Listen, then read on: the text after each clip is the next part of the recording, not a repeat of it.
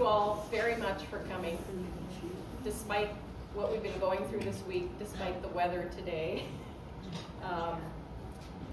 This is my first show at Form+Content since I became a member, and so I'm really happy with the way it turned out and with seeing all the people who came to the opening last weekend and who are here today.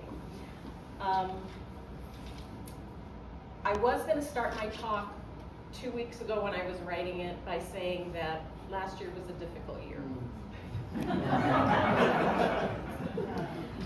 I think we all know we've probably surpassed last year already, and it's still January. The reason it was a difficult year for me, personally, was more than politics. That was part of it. But I also turned 60, and I feel now like I'm in the last third of my life. So I'm thinking about a lot of things that I didn't really reflect on when I was younger. I also experienced 2 deaths in our family, which were very difficult. And so my frame of mind was not joyous, to say the least. And I knew that this show was coming up, and I actually postponed it because I had to go to Pakistan because of the deaths. And so I started thinking about what is going on, and I felt like things are starting to fray and fall apart somewhat. For those of you who don't know me and my history, I am an immigrant. I came here when I was 13 years old. I have been a citizen since I was 18, so 43 years, and I consider myself an American.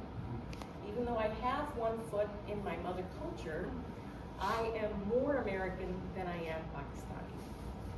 And so when I go to Pakistan, I have American ideas about freedom that they don't necessarily always understand. My parents came here because they wanted a better life for their kids. They were both professionals. We came with green cards, the whole family. Interestingly, my dad came under the Indian quota because that's where he was born. My mom came under the Pakistani quota because that's where she was born, even though there was not a Pakistan when she was born. And my brother and I came on the Nigerian quota because that's where we were born, even though we were all one family.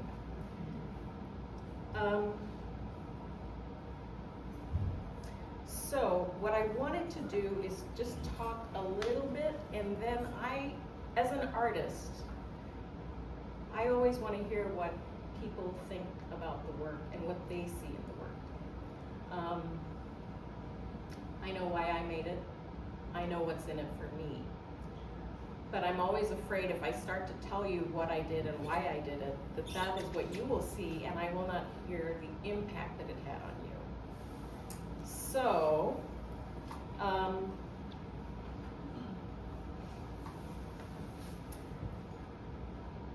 I will just start with the piece in the back, which is the black and white piece.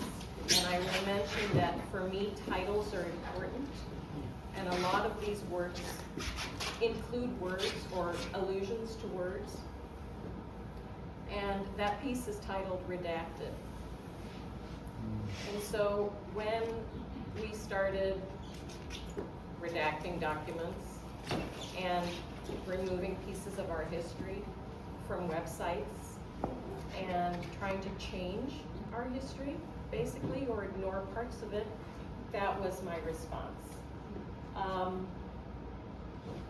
I did not want obvious text, but I wanted something that might allude to text.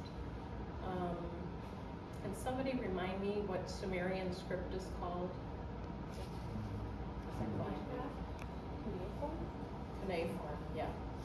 So it's kind of alluding to that, or runes, or some people have seen, data in that piece. And the open areas of warp are kind of referring to this disintegration and falling apart. There are also areas of solid black that went over that refer to redactions. difficult, I think, as an artist when you're making work that has a lot of content, that has politics, because you don't want to just sound like you're preaching. You still want to make something that's visually engaging and appealing. And so that's a balance that I'm trying to maneuver my way around.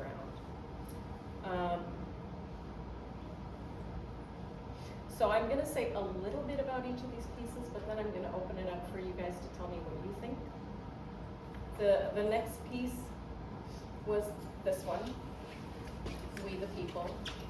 And it's a tapestry, so it's a different technique from the first weaving. It's, I would say, much more labor intensive because you're doing a lot of the weft by hand. And I was thinking about the Constitution and the first lines of the Constitution and who are the people. And I feel like the voice of the people is no longer what runs this country. It's it's special interests who have the ear of politicians. And so I made this work where the people are kind of fading away. There's more I could say about the empty warps, but I want to hear what you think about that before I talk about it. This piece over here was inspired by the monkeys, see no evil, hear no evil, speak no evil. And I see it, I wrote, see no contradictions, hear no facts, speak your truth. The image are two groups of protesters who are yelling at each other. Because I see this polarization happening in the country where people on one side see the other side as evil, or they just don't get it, or they're stupid. And I think most of us here probably have somebody they know in their family or friends who's from the other side of the political spectrum. So I do think this goes both ways. And I made some decisions in this area here. When I first started, it was solid. This is called sampler, by the way. It's a reference to the samplers that most people have seen in America, you know, from our history. And it's a modern one. I see the frame as our institutions. And the arguing that happens, and you'll see that these leaves here, I opted to use the same colors in the arguing groups as opposed to the brightly colored leaves. And they are pushing down and breaking through those institutions. And it's an analogy for if we can't talk to each other and things are going this badly, then things are going to fall apart. And I think we've all been feeling that a lot this last couple of weeks.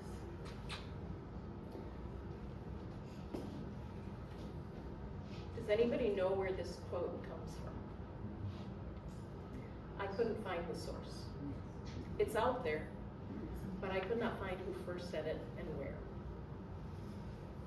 But I think it's very true, especially in politics. And initially I thought about writing 100 times this line.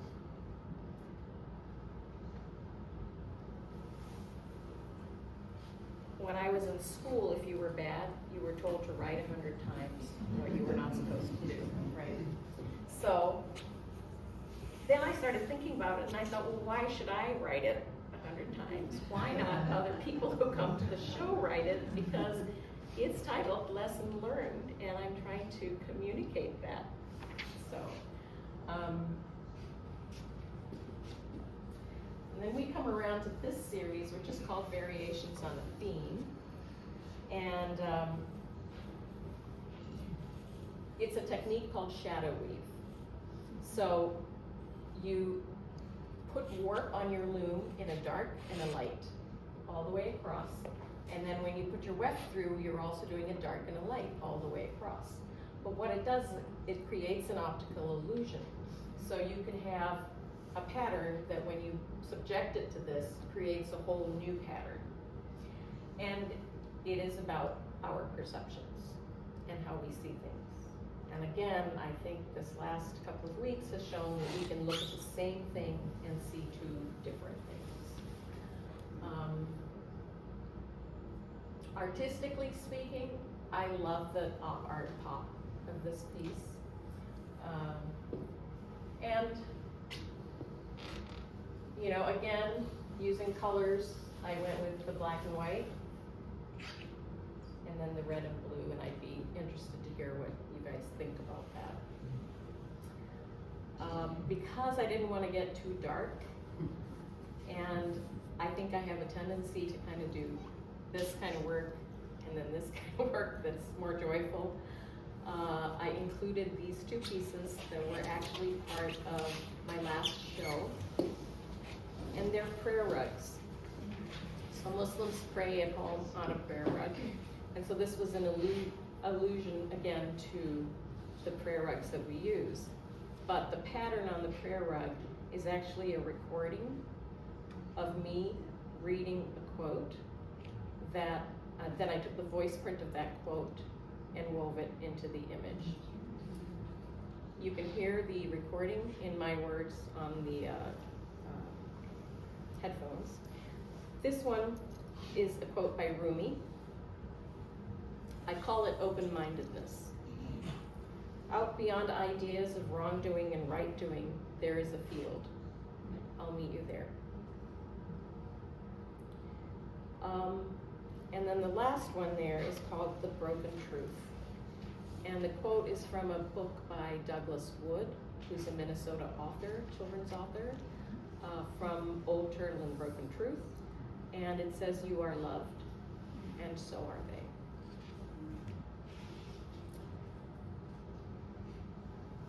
This all sounded a lot better when I was practicing at home. And I had a lot of ideas. And actually, I'll tell you a story. I had woken up at 5 in the morning one morning before I had put the show together, and I was very anxious. And at that time of morning, as an artist, I tend to have lots of thoughts moving around in my head, and I really should keep a sketchbook next to me. But I did get up that morning, and I went to the kitchen, made my tea, and I just started writing. And I had everything laid out. And then things happened and I couldn't find the paper. So this morning I wrote again. But yeah, I would like to hear from you all. If you have questions about the work, the meaning of the work, the decisions I made in making the work. Yes? Well, in context of what's going on in the city right now, I took a look at that one over there with the green, I don't know how to describe it, but, and I listened. And you inferred that there was some kind of a zone, a space, where there's no right, there was no wrong, and so on. Do you see any connection between that place you're talking about and what's going on right now? I think what Rumi was trying to say is that there are people who have very definite ideas of what is right and what is wrong. So very black and white thinking, where they don't really look beyond their assumptions. And he is saying, I'll meet you somewhere else, where we can talk about differences, where we can talk about why you think this way, and maybe you haven't been exposed to that. That's how I interpret it. Just to follow up, do you see the possibility for a place to meet right now in the context of what's going on? I can always hope. I think we have to have hope. It's hard. I will say that my emotions have been doing this, you know, for the last 2 weeks, and sometimes I'm so angry that I could just spit, and then it goes away. And I think it's very easy to get highly emotional, and I see that happening, that everyone's emotions are ramped up. We get in our bubbles, we get on Facebook, which I've tried not to look at.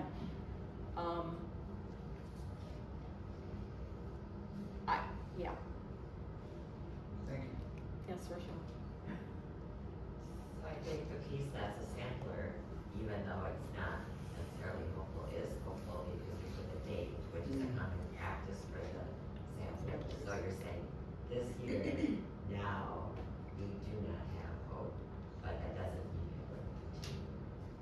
I thought that's a very nice touch in that piece. There's definitely a sense of nostalgia in this work. You know, the old-fashioned chalkboard I grew up with, the idea of the sampler. This pattern I picked because it reminded me of the log cabin, you know, which is a really common American quilting pattern, if you look at it. But then it makes a different shape once you subject it to this. So there's definitely a lot of that there. And the fact that a lot of the works are textile also speaks to that sense of nostalgia and home and How? What do you mean? well, everyone has textiles in their home, right? I think it's something that people can relate to because we all wear clothes, we all have blankets at home, those things are familiar to us. People used to make their own textiles as well in their homes. Right. And it's just a really ancient practice. Yeah. Ancient Yes. work. Very ancient. It can be tied to a particular culture too. It says so much about a particular culture. You can identify it, and that's such an identifiable, Right. American type of. It is, and there are so many cultures out there Yeah. that have their own style Right. of embroidery or Right. their own style of weaving. Yeah. So, it's So kind this of show is all weaving, but your work has been going through different materials. Can you talk about this journey of you and how? Are you landed here or are you? Don't ask me that. Would you repeat what she said? Yeah, she said that I have done a lot of other media, and that weaving is relatively new. But she wanted me to talk about that and whether I've landed on weaving now as my medium of choice. And I will say I don't know, because I don't know. I started as a sculptor doing bronze woodworking, and then did some screen printing on fabric, and then now I'm weaving. My background, for those of you who don't know, I started off in medicine. I was an OBGYN. I was not an artist, but I learned certain skills from my family, from my mother and my aunts, and it wasn't weaving, but it was embroidery and sewing and those kind of domestic arts. So just after this time, I like to challenge myself to learn new things because it keeps me engaged and active, and I love problem solving, and so this is where I am. And I may be landing here for some time though, because I'm really finding there's a lot to learn. There's so much in weaving that I don't know. But I still like to use materials and processes that speak to my message. So I thought about weaving something with this quote, but this is what I landed on as the best way to express what I was trying to express.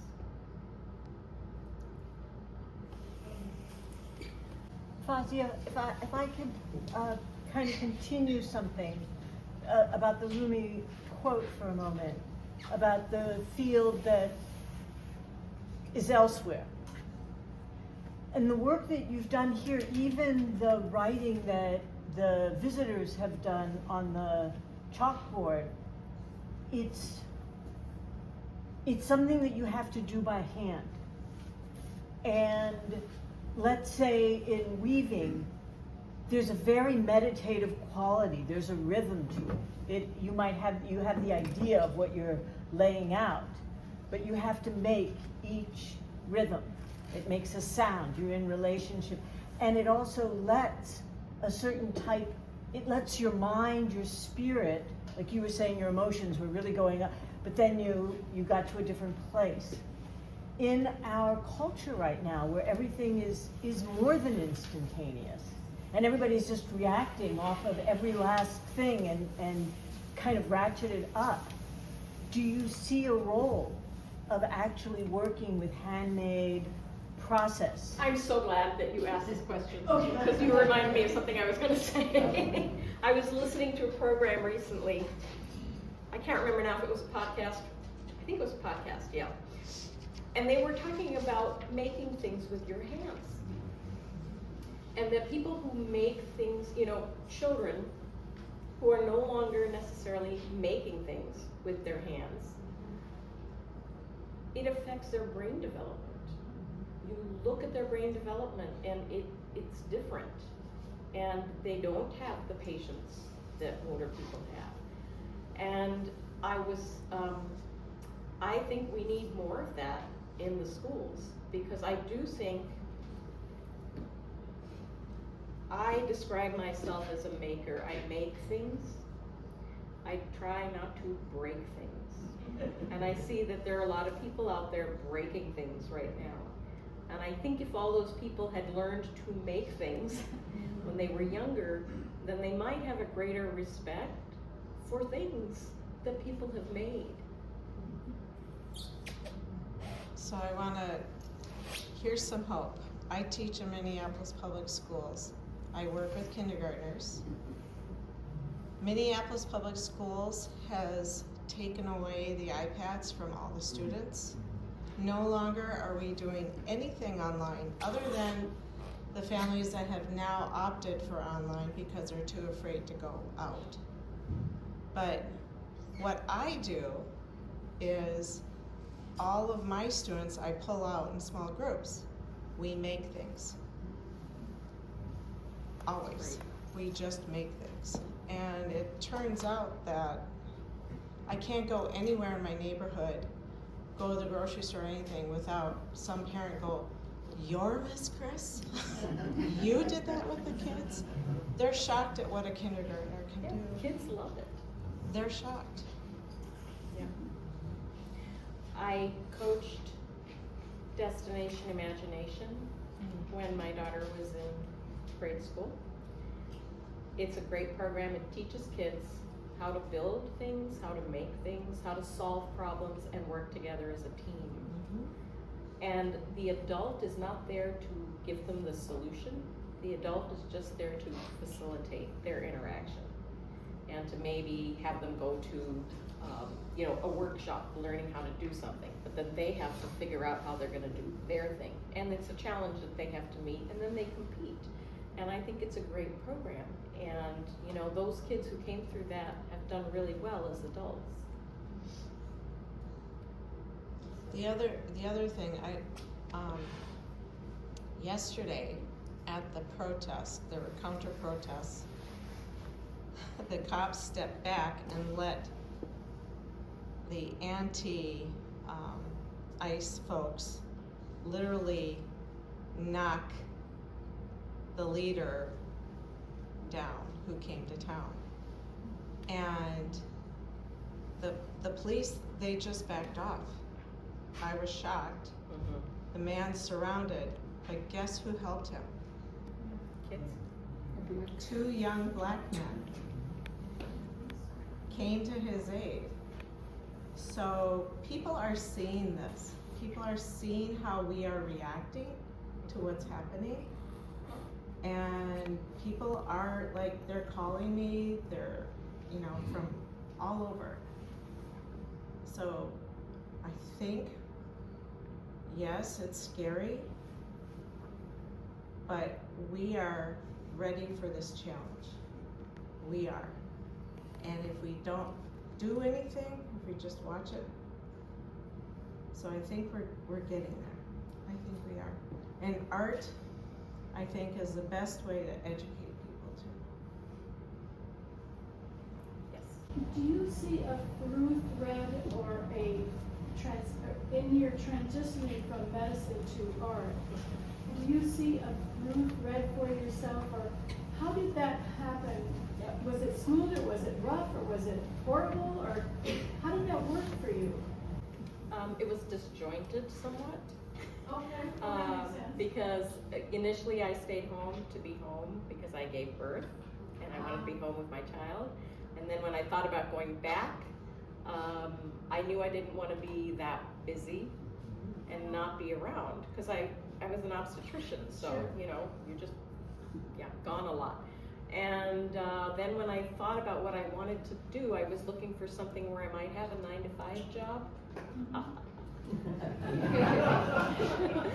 That didn't happen.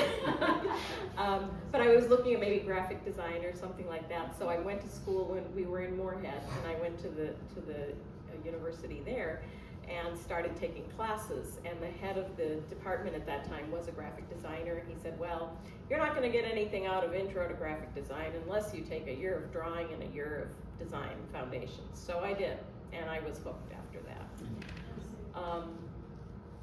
I think for me, the through line, though, is a sense of social justice or social care. I mean, I became a doctor because I wanted to help people, right? And so that, you see that in my art. Like all my art, it's definitely thinking about how we relate to each other, how humanity has evolved, and what our relationships are like, and how we hurt one another or how we help one another. And so that, for me, that's the through line. Yeah. Thank you. Yes, Catherine? The piece over here, I'm sort of facing that way in front of me, it really speaks to me. The fragile thread is, what obviously we're probably all feeling right now with everything that's going on, and yet they're so fragile. And all those emotions you were talking about earlier, up and down, up and down, up and down, and we all want to be right, my way of thinking is right, and yet I put on those headphones and I hear, what is it? I am loved and you are loved and so are they. You are loved and so are they. And it almost brings, in all the chaos, it almost brings a calming and a peace to me, because I need to be remembered. I need to remember that just as strongly as I feel about something, the other side feels exactly the same. And even though those threads are very fragile looking and very, like they're about to break, they're still connected. And so that just brings me hope. That piece really speaks to me. I like that a lot. I'm curious. Do you have your own loom? Yes. Yeah. So you're working. So I was curious if you were working like in privacy, or if you were in like a communal studio where people come up and ask, well, what are you working on? And if it was that way, like if it started conversations. So I work in my studio now alone, at least for this body of work I did. Those two pieces I actually did at the Weavers Guild. So there were people there who would come up, and I had great conversations with people. It was really fabulous. It'd be nice if, I was in a space where people could come by. On the other hand, well, you can close your door if you really need to concentrate, because you make more mistakes too. But yeah. Yes. Just curious, what kind of movie will be selling? May Colbert. I actually just bought it from, I'm gonna forget her name, but she's an artist who's been in the community working commercially. Colleen Tabaika. She was selling a few of her looms. She still has, I think, 2, but she was selling this May Colbert, and I bought it last summer. Yes, Anna. First of all, congratulations, wonderful show. I like how it filled the space. So I might be overthinking this question or be a little bit too formal, but thinking about the tapestry pieces in particular, I'm really struck how most of them are portrait orientation. But then the one, We the People, is rotated And again, maybe being too literal, but I almost see it like a map, you know, as opposed to a manuscript or page.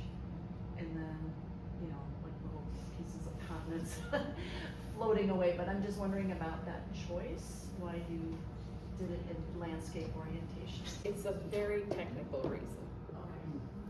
So the rest of these are all made on a loom. You know, you throw your shuttle and you beat your weft in. This is a tapestry where I did do it on a loom where I'm using my beater to beat it in, but I'm hand putting my weft through and creating bubbles. And I knew I wanted writing, and really, in order to have the writing look good, you have to do it this way, as opposed to vertically. I had all these ideas that I had sketched out that I was gonna have it vertical, and then the warps were gonna come down, and there was gonna be a jagged edge on the bottom, and these warps were all gonna be loose, falling down to the ground and unfinished. But the writing wouldn't have looked very good. So I ended up having to scrap all of those 3 drawings and start to think about doing it in landscape format. So when I was doing this, I knew that I wanted that underlying warp to be the rainbow flag. And initially I was thinking that those were just gonna look like rips in the fabric of the Constitution. But then they took on this other appearance, and it was a friend of mine who was over when I was weaving, and she said, oh, those kind of look like continents or countries. And so it was a happy accident that,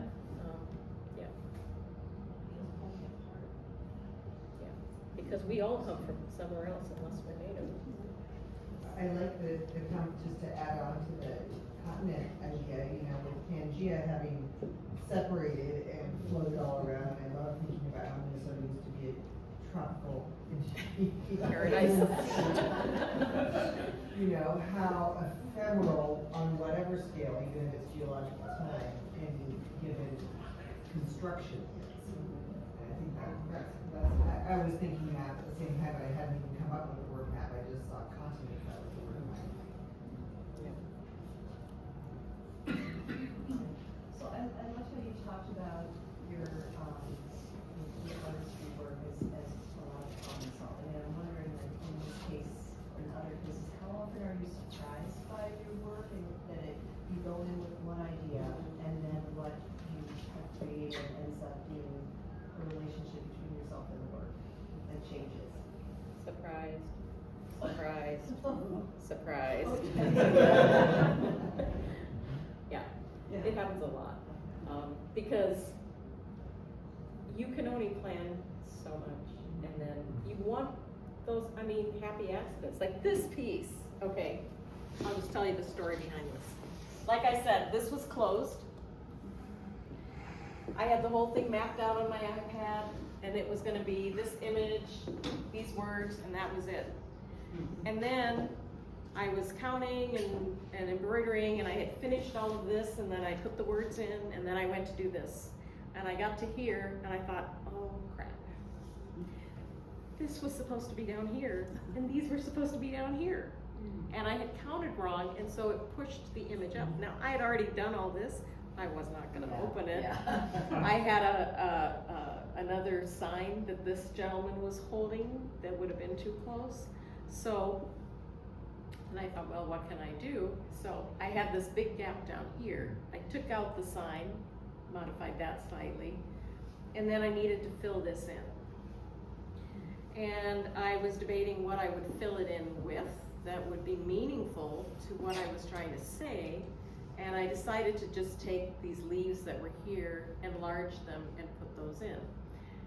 Now initially, then I thought, well, it's too like perfect and pretty, and what am I saying really if they're in the blue and red? So I said, well, they're gonna relate to those, and they're bigger.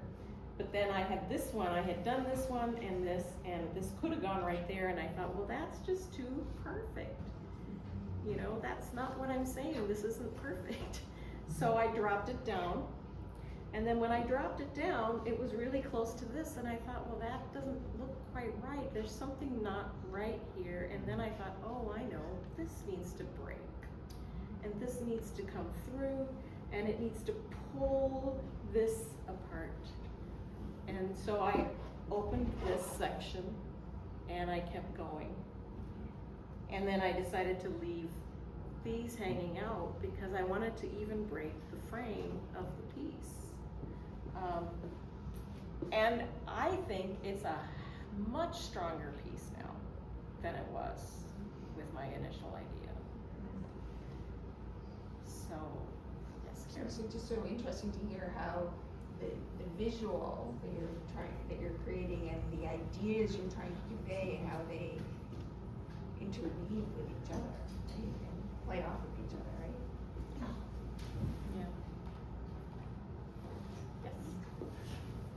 With respect to you, I disagree with your characterization that your work is about making and not breaking. A little louder, please. I'll try. I think these pieces in particular are about breaking the veil between the analog and the digital.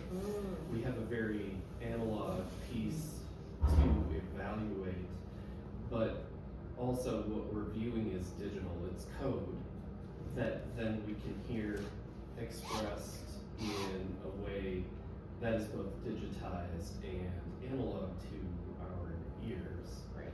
And you talking about breaking the frame, so maybe something to reflect on whether you're a maker or a breaker. Thank you for that.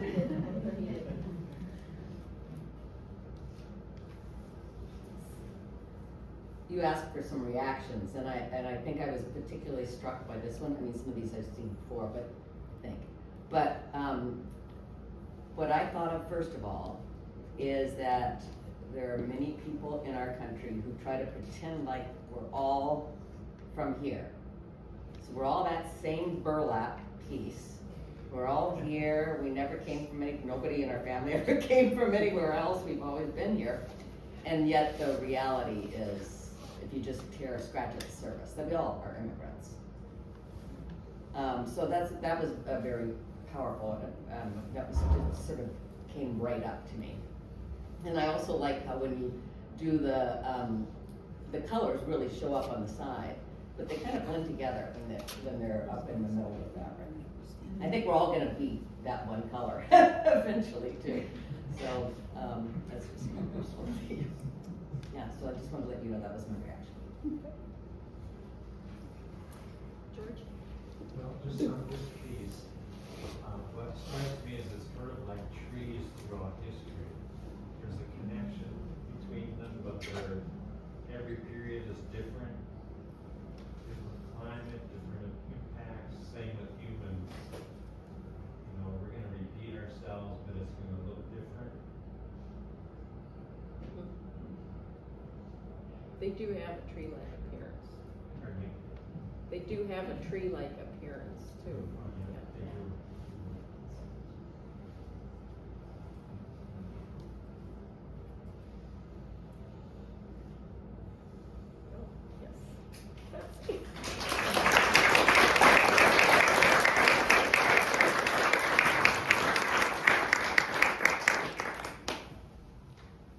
Did you have a question? Oh, I was just going to, that comment relates to sort of how I've been thinking about the pieces around your writing. And I started at that end of the gallery and worked this way, but then taking a step back and being able to stand in this place. Like I keep thinking about compost too. And a friend of mine and I read a book where there's an idea or a quote that says the only thing that's is change. A riff on that? Oh, yeah. This side makes me think about composting. And I know in Evans we talk about our materials, they come from the ground, they go back to the ground. And you know, when we think about the generations of soil that have existed, that our materials are coming from, you know, everything is just rotating back, and a lot of the ideas that are defining this moment have defined previous moments in human history. So I think there's something, you know, back to what Sandra was saying earlier with the date in the sampler piece. You know, this is our moment right now, but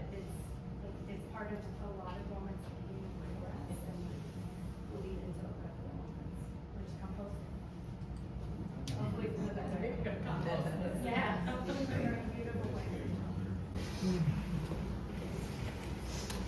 Well, thank you all for coming, and there's plenty of food out there still. Thank you for your work, Bob.